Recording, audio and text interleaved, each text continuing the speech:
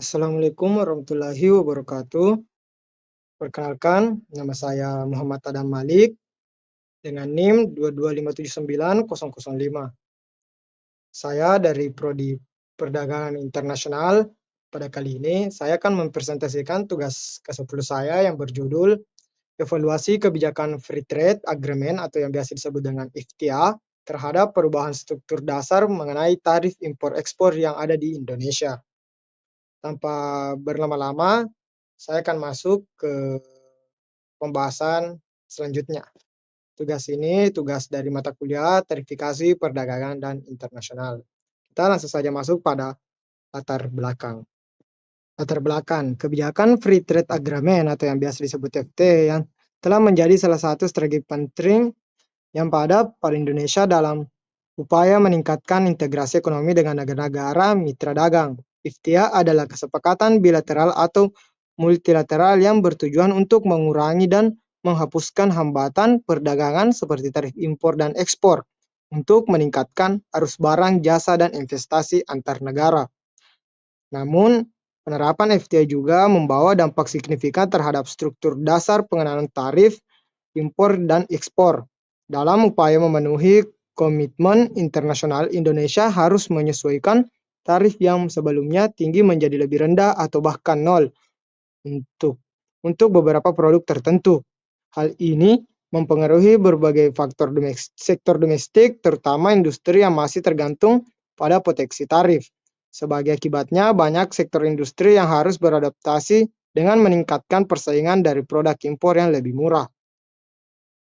Lebih lanjut, evaluasi terhadap kebijakan FTA harus mempertimbangkan dampaknya pada keseimbangan perdagangan, penerimaan negara dari bea dan cukai, serta kesiapan infrastruktur domestik.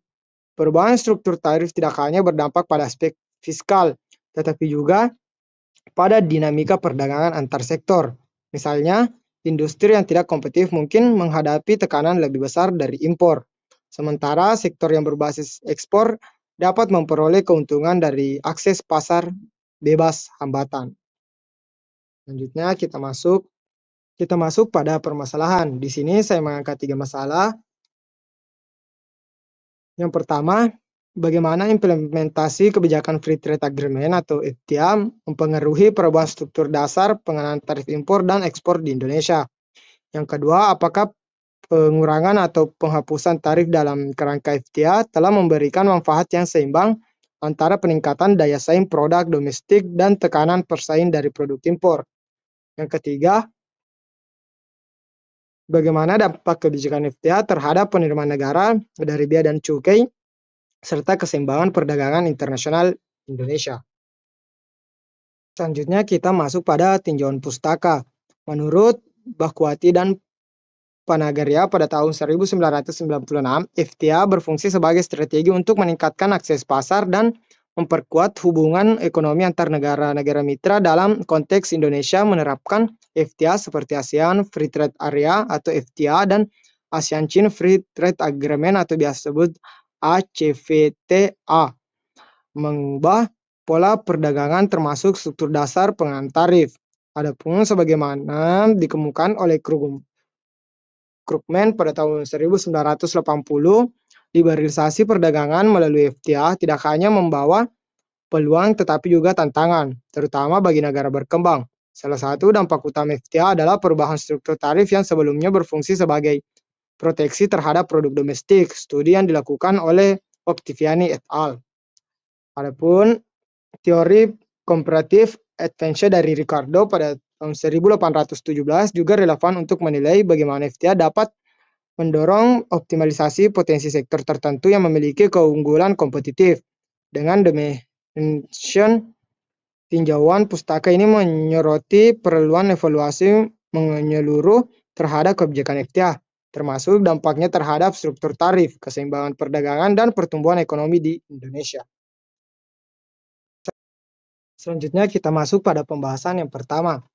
Di sini saya membahas 3 macam. Yang pertama, implementasi kebijakan Free Trade atau Agreement di Indonesia secara signifikan mempengaruhi perubahan struktur dasar pengenalan tarif impor dan ekspor dalam kerangka FTA. Indonesia berkomitmen untuk menurunkan atau bahkan menurunkan tarif impor dan ekspor pada produk-produk tertentu sebagai dari upaya menciptakan perdagangan bebas. Hal ini menyebabkan perubahan dalam struktur tarif yang sebelumnya digunakan sebagai instrumen proteksi terhadap industri domestik menjadi lebih terbuka terhadap kompetisi internasional.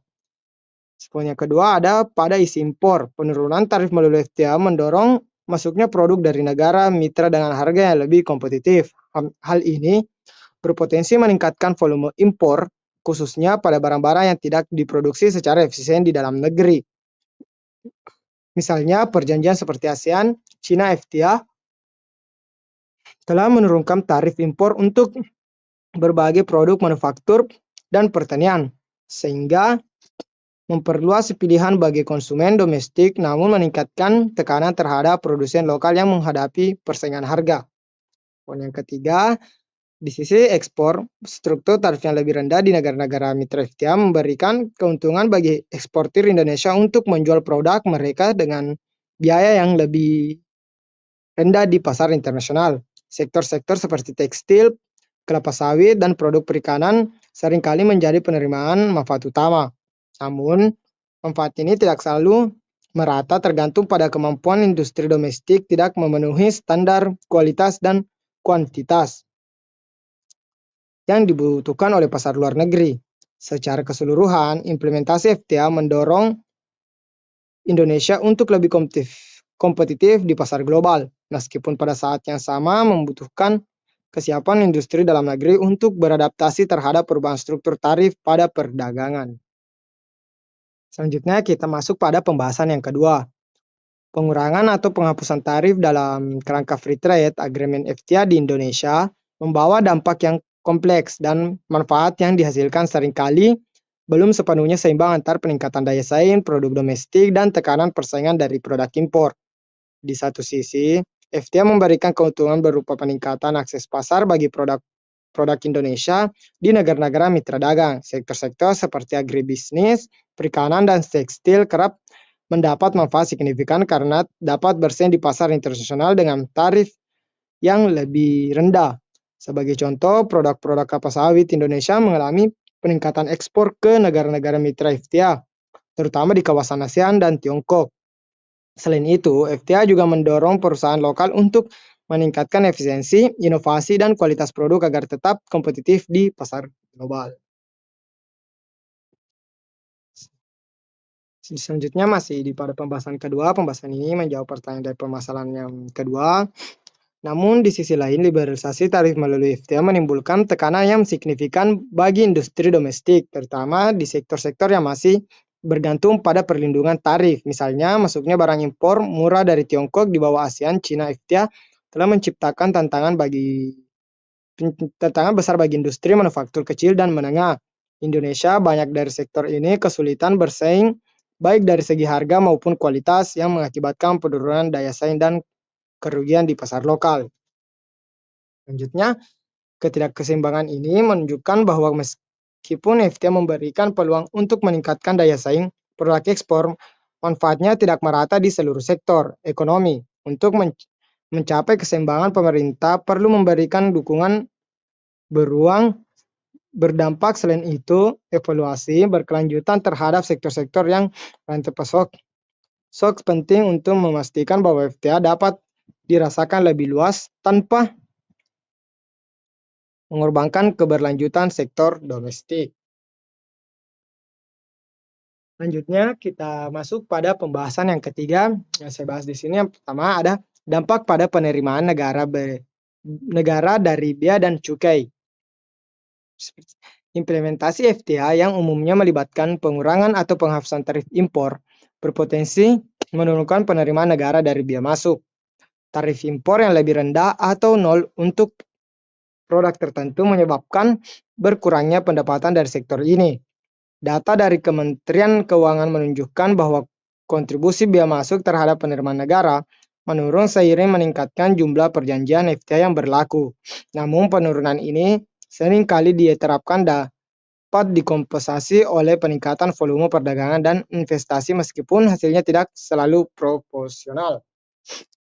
Selain itu, pengurangan penerimaan dari bea dan cukai dapat menambah tantangan fiskal terutama jika sektor lain belum mampu menggantikan kehilangan pendapat tersebut. Oleh karena itu, pemerintah seringkali mengimbangi dampak ini dengan mendorong reformasi perpajakan domestik dan memperkuat sektor ekonomi lainnya yang lebih berkelanjutan. Selanjutnya, pembahasan selanjutnya yaitu dampak pada keseimbangan perdagangan internasional. FTA dapat memberikan dampak positif terhadap ekspor Indonesia dengan membuka akses pasar di negara mitra dagang melalui penghapusan hambatan tarif. Beberapa sektor seperti kelapa sawit, tekstil, dan produk perikanan mengalami peningkatan lain. Liberalisasi perdagangan juga meningkatkan impor barang terutama dari negara-negara mitra seperti Tiongkok dan negara ASEAN lainnya. Ketidakseimbangan antara ekspor dan impor dalam beberapa kasus menyebabkan defisit perdagangan dengan mitra tertentu, misalnya ASEAN, China. FTA memperlihatkan peningkatan tajam impor dari Tiongkok yang dalam beberapa tahun terakhir menciptakan tekanan pada neraca perdagangan bilateral. Dampak ini menyoroti perlunya strategi perdagangan yang lebih selektif dan penguatan daya saing produk lokal untuk memastikan keseimbangan perdagangan tetap terjaga. Adapun kesimpulan dari materi saya pada kali ini, evaluasi kebijakan Free Trade Agreement atau yang biasa disebut dengan FTA terhadap perubahan struktur dasar pengenaan tarif impor dan ekspor di Indonesia menunjukkan dampak yang signifikan terhadap perekonomian nasional. Implementasi FTA telah mendorong liberalisasi perdagangan melalui penghapusan atau penurunan tarif yang memberikan peluang besar bagi peningkatan akses pasar dan daya saing untuk produk ekspor Indonesia. Sektor-sektor seperti agribis, perikanan, dan tekstil menjadi penerima manfaat utama karena produk mereka dapat bersaing di pasar internasional dengan hambatan tarif yang lebih rendah. Namun di sisi lain, kebijakan FTA juga memberikan tantangan besar bagi industri domestik yang kurang kompetitif. Masuknya produk impor dengan harga yang lebih murah, terutama dari negara-negara mitra seperti Tiongkok, menciptakan tekanan yang signifikan pada sektor manufaktur dan usaha kecil menengah di Indonesia. Selain itu, perubahan struktur tarif juga berdampak pada penerimaan negara dari bea dan cukai yang mengalami penurunan akibat penghapusan tarif impor. Selanjutnya, kita masuk pada saran. Adapun saran dari saya pada materi saya kali ini, yang pertama ada penguatan kapasitas industri domestik. Pemerintah perlu memberikan dukungan yang lebih terarah kepada sektor-sektor inovasi yang berdampak dalam implementasi Free Trade Agreement. Dukungan ini dapat subsidi, insentif fiskal, pelatihan tenaga kerja, serta akses terhadap teknologi dan inovasi. Demikian industri domestik akan lebih siap bersaing di pasar global dan mampu memanfaatkan peluang yang tercipta dari penurunan tarif dalam kerangka FTA. Saran yang kedua, diversifikasi produk ekspor. Indonesia perlu memperluas basis produk ekspor untuk mengurangi ketergantungan pada beberapa komoditas unggulan. Diversifikasi ini melibatkan pengembangan produk bernilai tambah tinggi serta mendorong sektor yang memiliki keunggulan kompetitif. Hal ini juga mencangkup peningkatan kualitas dan standaritas produk agar dapat bersaing di pasar internasional yang memiliki persyaratan ketat. Saran yang ketiga ada evaluasi dan monitoring berkelanjutan. Pemerintah harus melakukan evaluasi secara berkala terhadap dampak kebijakan FTA, baik dari sisi penurunan struktur tarif, penerimaan harga, maupun keseimbangan perdagangan. Selain itu, diperlukan mekanisme monitoring yang efektif untuk mengidentifikasi sektor-sektor yang mengalami tekanan akibat liberalisasi perdagangan. Hasil evaluasi ini dapat menjadi dasar untuk menyusun kebijakan pendukung yang lebih adaptif dan memastikan bahwa manfaat FTA dapat dirasakan secara optimal oleh seluruh lapisan ekonomi. Ya, mungkin itu persentase saya pada kali ini. Mohon maaf jika ada kesalahan kata atau yang kurang dipahami.